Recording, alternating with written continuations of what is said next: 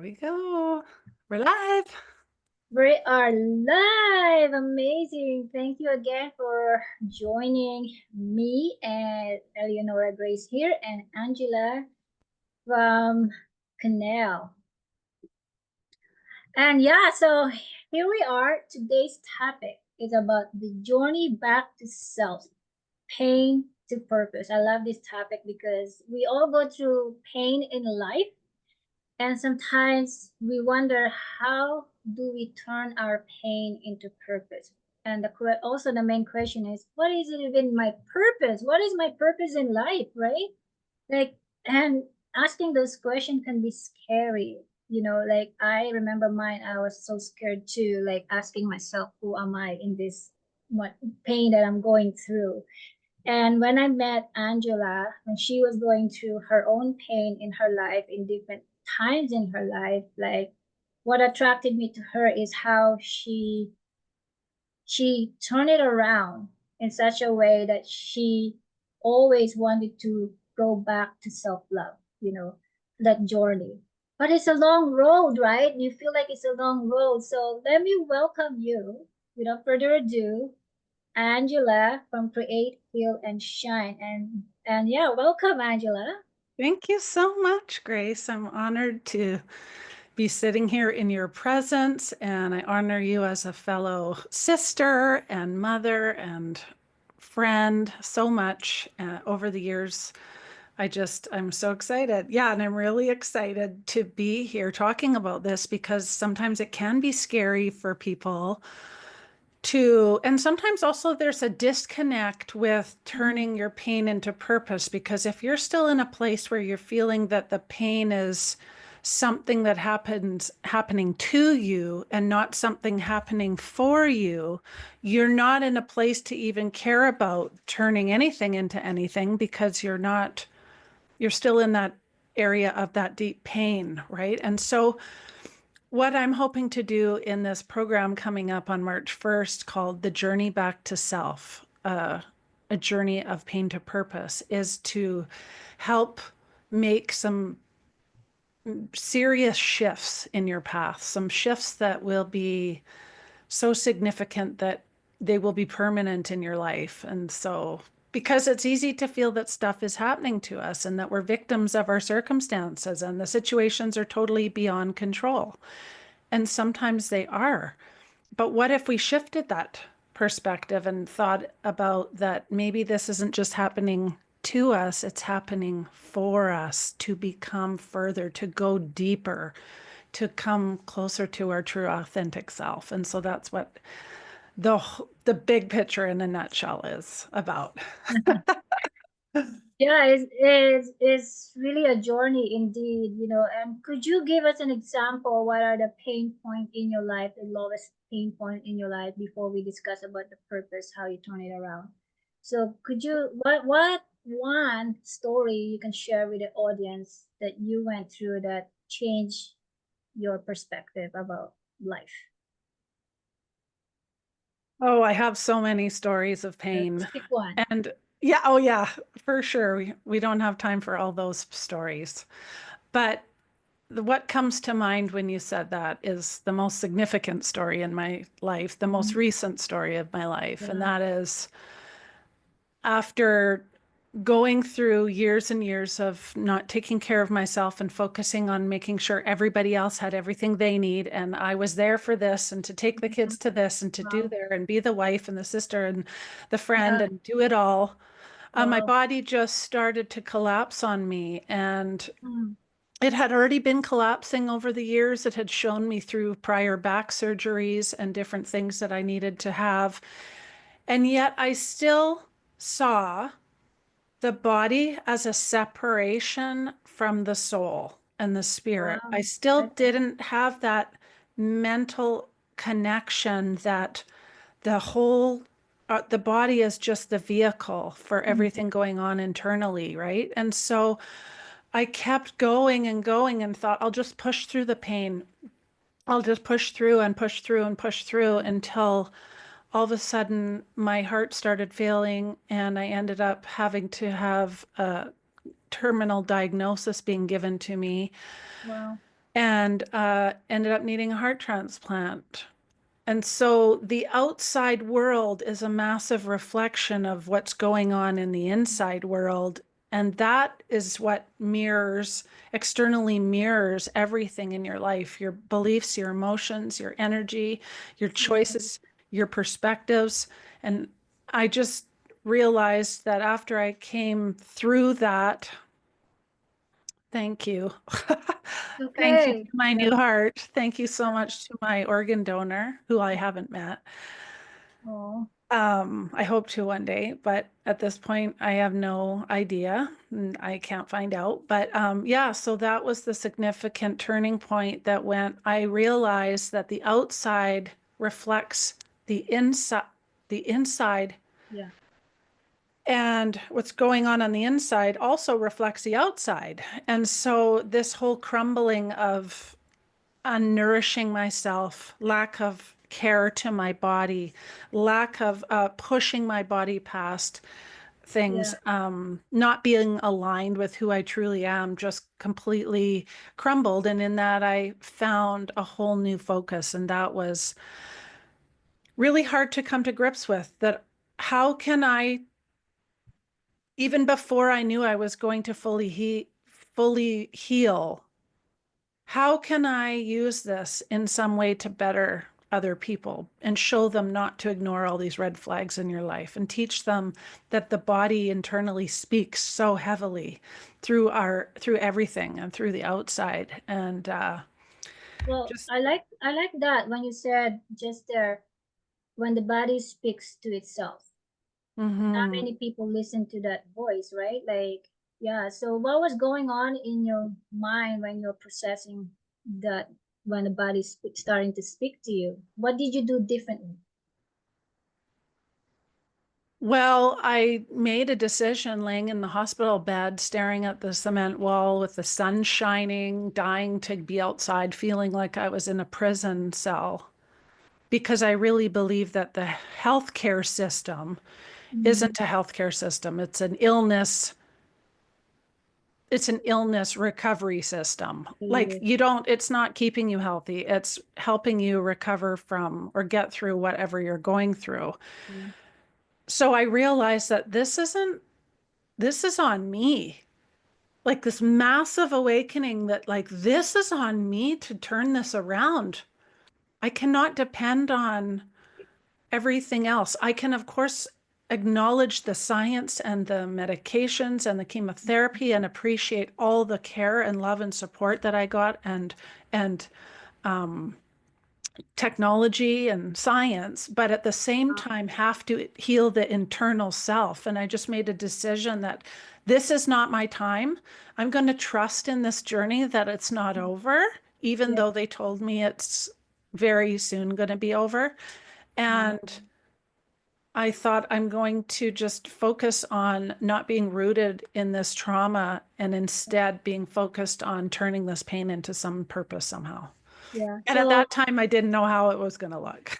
of course, you were like, right? Like, yeah. So how many? What was the timeline did the doctor give you? Was it a year, 6 months, or the timeline, yeah? the When you they timeline, see. the timeline at the time was, um, And what I meant is like, did they give you like do you have like 1 year to live, 2 years to live? at the time I had been first diagnosed, they said about 6 months. Oh wow. And then the chemotherapy started working and it started working really well. And I just took to it because I saw that as healing juice. I saw that as Oh this yeah. powerful thing that as it went through my body was like this glowing light of energy that was going through my veins, healing me. And I thought, instead of questioning it, is this going to work? And I doubt this is going to, I'm too far gone, blah, blah, blah. Yeah. I just believed that this is going to work. I'm going to be the one Mhm. case study that shows them like something miraculous. And I just had that in my mind. And I just kept thinking that. And I never, you know what? Honestly, I never had any other choice. I felt like that was my only Mm, choice. I had yeah, children, I had a grandbaby on the way. yeah, I wanted to be around. I yeah. had more to do in this life. I hadn't even seen the world yet. Yeah, those thoughts starting to come in, like I want to do this, I want to like very sudden thought, right? Like you want suddenly you want to live, you want to live, you want to live. So like, did you do anything different in order to apply that? Now you felt, from my point of view, I can see you're starting to accept now the purpose in life. I have purpose in life. I want to live. I want to do this. I want to do that. So how did you turn that around? Like, could you share us some like few bits of your tools? How did you turn it around? I think the most important thing is that I changed my internal story. Oh, wow. I instead of talking from trauma and pain and discouragement, I think I focused on that I was going to make it through and that I was going to be this example and that I was going to be there. And I visualized walking my children down, like being there at their wedding. I Wow. visualized all those things. I visualized traveling. I visualized all the things I hadn't done yet and just Wow. really held them tight and thought, I have to embody this whole feeling of healing and Mm, not allow any shame or doubt or fear to come in. And of course, fear still comes in, and you're still fearful. You're going under a surgery where the average person coming out is around 30%. mm. And here I am. Like, it's a miracle. Yeah, It's a you complete walking. miracle to me. Yeah, so I mean, after the surgery, I remember seeing your pictures that you posted online, and you were holding your heart, your old heart, like the dying heart, or, and to me, that's like, wow, I can only imagine. So, how did you process that emotionally and mentally when you were holding your own heart after the transplant surgery?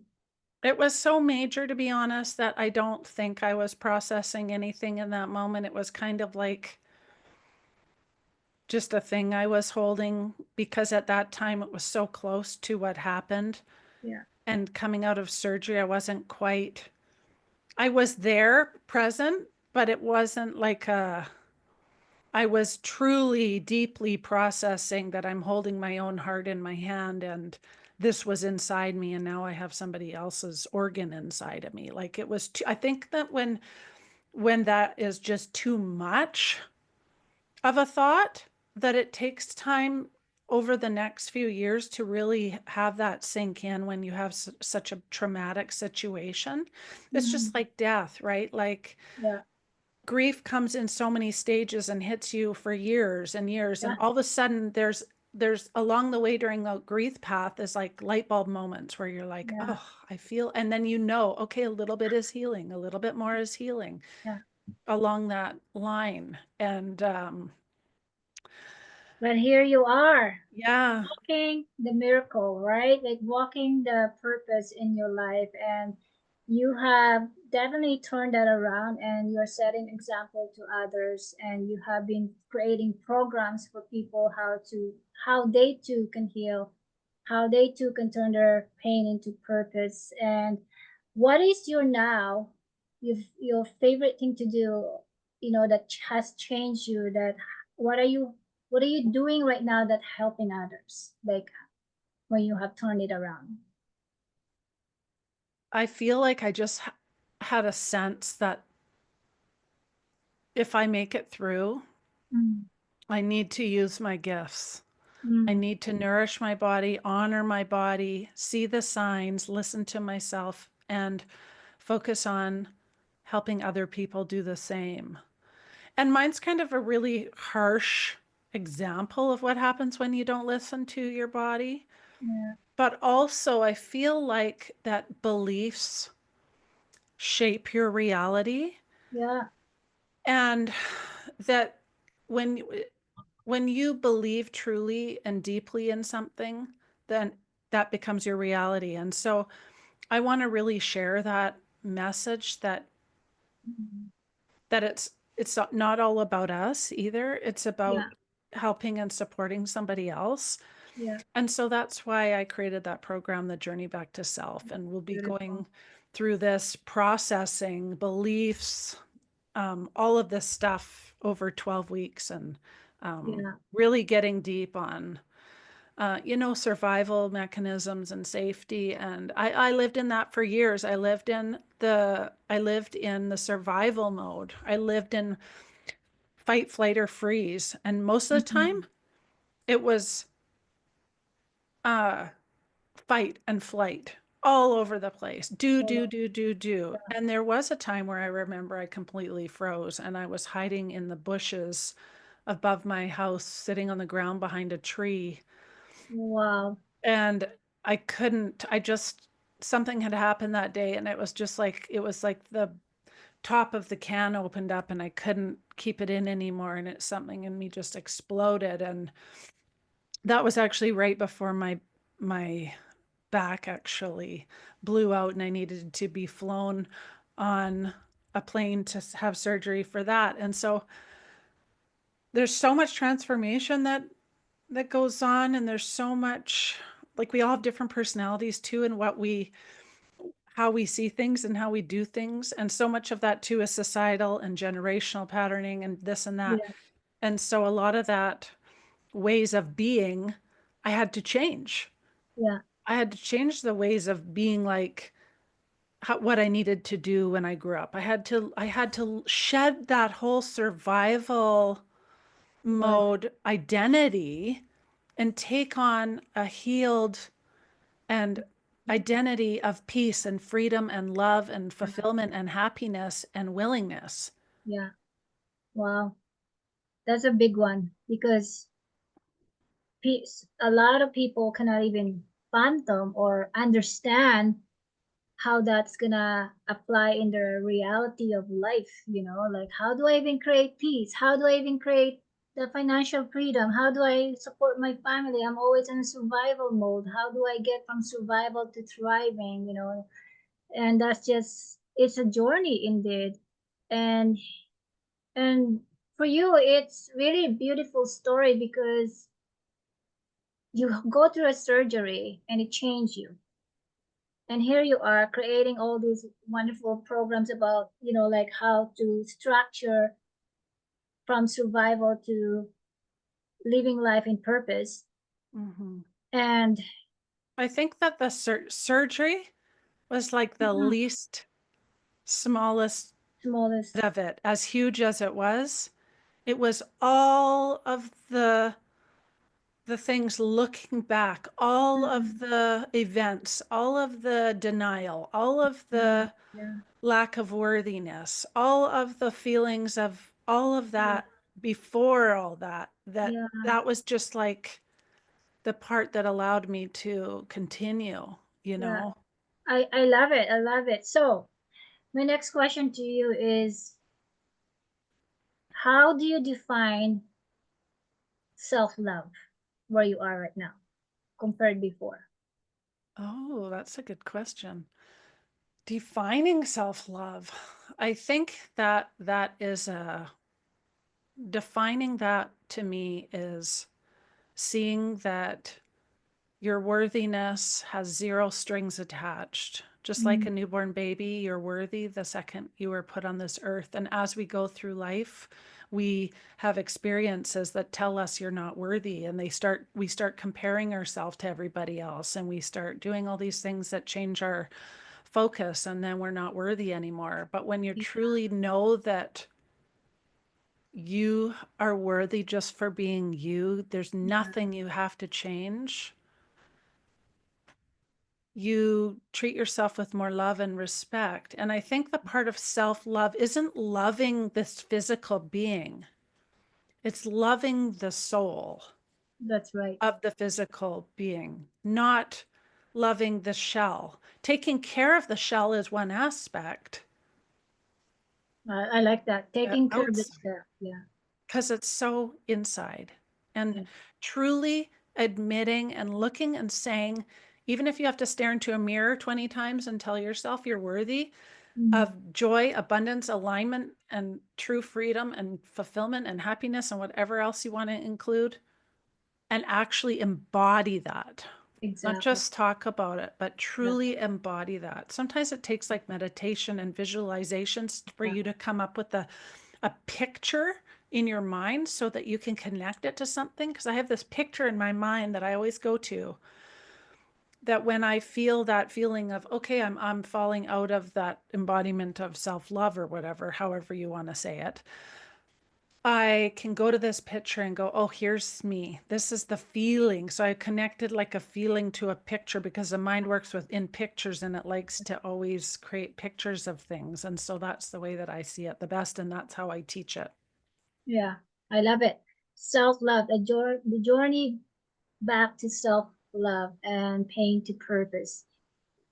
Yeah, it's not easy, but it's definitely worth it. You get to live who you truly are, And so how do you see yourself now?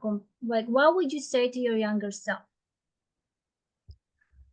Like, Oh, that is, what yes. advice would you give to your younger self? I just asked, that's so funny you asking me because I just asked some ladies that I did a journaling session for and I asked them that Mhm. question, but I didn't ask myself that question. Here we are. The floor is So here yours. we are. Yeah. So I guess that I would tell myself that you are so loved and deserving and so uniquely you that there's nobody else like you. And it doesn't matter what other people project on you, their beliefs, their thoughts, their opinions, their criticisms, their judgments. You are always you and it'll never change. Mm, And so just have the courage and be brave and do anything that you possibly can dream of and don't let anybody's words and physicalness change your dreams. Just go for every single thing that you can think of and ignore everybody else's judgments. I love that. Yeah. Wow. What So would it be for you? well, for me, what is self-love? I love that question is because embodying my truth and unapologetically about it. Unapologetic. Yeah. Yeah, simple as that. Embody my truth unapologetically and just make peace with it. To me, that's love. Love to myself and enjoy, explore, make mistakes, go fall, because you create a story of who you truly are, and that's how I starting to embody myself, and exploring this new chapter in my life now after divorce and all that stuff. So yeah, embodying my truth, the voice of my truth, and yeah. Mm, So love. back to you.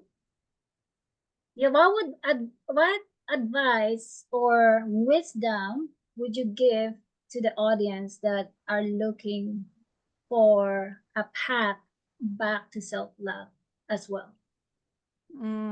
What wisdom. Well, I definitely tell them to come along on the journey back to self with us for the Mm, program because that's going to take you on a really awakened, kind of beautiful, soft, and gentle, but really enriching journey that will open your eyes wide open to a lot of wisdom. Because I would say that the majority of, for to answer your question, the majority of wisdom, I would say, is going to come from them and you yeah, inside of you. You're going to, all of a sudden, all of that wisdom is going to come out and you're going to be seeing how much wisdom and guidance and all the things that you were, the ways that you were functioning from and how you want to function going forward. And the stories that you've been telling yourself and the new stories that are going to create your new identity. yeah, And I just say be brave and be courageous and be willing to go there because it's not really, the program also isn't really for the dabblers. It's for people who want to go really deep into this um, and make serious changes. Take 100% responsibility for your life. They're not when you start taking 100% responsibility for your life, you're not blaming anybody. You're not even blaming yourself. You're just taking ownership on how you respond to everything going forward. And so it gives you that new perspective to live from just this moment now. Just all we have is this moment right now. That's The right. That's future true. is just thoughts of what we think created from past events on how things we think will look like, because yesterday looked like today or the day before, so we assume tomorrow will look like today, but anything could happen. We Yeah. don't have a clue on the true future. We only have the present, and I think be in the present. If the only wisdom I had for you was just live in the present moment and don't be focused here in the past and don't be focused on the future. Just enjoy the moment of the present and all it has to give us. Because so many times we don't even care about this moment right now. We're so focused on with the, horse Yeah, it's like blinders on squirrel, what's in the squirrel, squirrel, future. squirrel, right? Or we're stuck in Yeah. all of the past events and they're destroying the moment of the present. Of the present moment. Yeah. It's really important, like we do can create a plan for the future, but that can change anytime too. That yeah. Oh yeah. Like Yeah, look, there's no planning. You think I did not plan for all of these would not have been part of any of my plan of I know. divorce and custody battles and back surgery and heart surgery Yeah. and chemotherapy and moving all the times we did and all the other things that went on that were, Yeah. major life crisis events. It can change in an instant because yeah, I remember mine too. Like when I lost my partner, we were planning all our trips and adventures and business, and all that. Suddenly, he passed away the next day. Like what do you do with those plans, right? Yeah. So yeah, I totally get it. Stay in the present moment, and it's always about the journey and not about so much about the goals. We can always create the goal, but it's about the journey. What have we learned here in this lifetime? Who are you? So yeah, and for the people who are watching this, how can they where how can they reach you for to take your program? Could you share with us your platform? Yeah, definitely. And I'll leave wherever this is posted on YouTube Yeah, or on Facebook, a link below to the program. And they can find me on Instagram on create.heal.shine.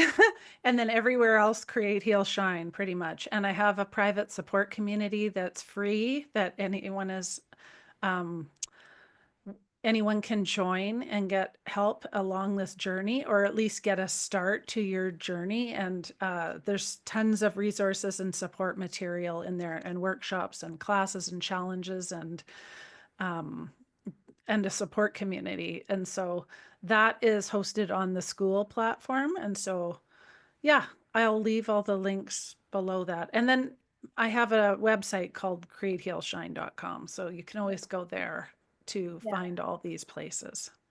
yeah. So that will be likely in LinkedIn, Facebook, and Instagram. Same name, Great Heal and Shines. That's easy to remember. So connect with Angela here, and yeah. So thank you, Angela, for sharing with us your truth and your testimony about your life story and your amazing projects when turning it into purpose and helping Thank others. you. Thank you. Thank you so much, Grace. It's been a pleasure. You're welcome. Thank you. Bye, Okay. guys. See you next Bye, time. everybody. See you next time.